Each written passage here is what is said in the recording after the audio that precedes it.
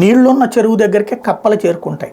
అట్లాగే ఎక్కడైతే డబ్బు దొరుకుతుంది అనుకుంటారో అక్కడికే దొంగలు చేరుకుంటారు. ప్రస్తుతం సైబర్ క్రైమ్స్ చేస్తున్నటువంటి వాళ్ళు ఎక్కువగా తెలంగాణ టార్గెట్ చేసుకున్నారు. అక్కడ డబ్బులు బాగా హైదరాబాద్లో వస్తున్నట్టున్నాయి, అందుకోసమే కాన్సన్ట్రేట్ చేసినట్టున్నారు.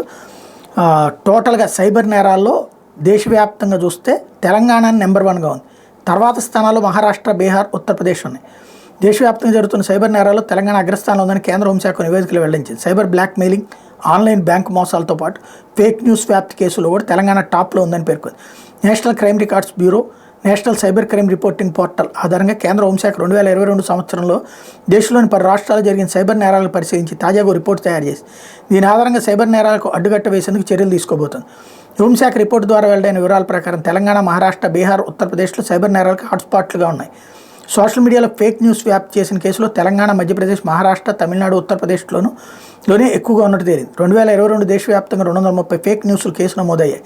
అందులో 81 కేసులతో తెలంగాణ అగ్రస్థానం, 37 కేసులతో తమిళనాడు తర్వాత స్థానంలో ఉన్నాయి.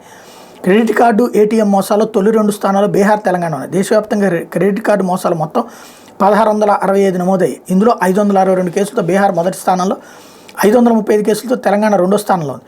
దేశవ్యాప్తంగా 1690 ఏటీఎంల్లో మోసపోయిన కేసులు నమోదు కాగా వీటిలో బీహార్ 638 కేసులతో తొలి స్థానం, తెలంగాణ 624 కేసులతో 2వ స్థానంలో, మహారాష్ట్ర 144 కేసులతో 3వ స్థానంలో నిలిచినాయి. ఇది కీలకమైనటువంటి అంశం.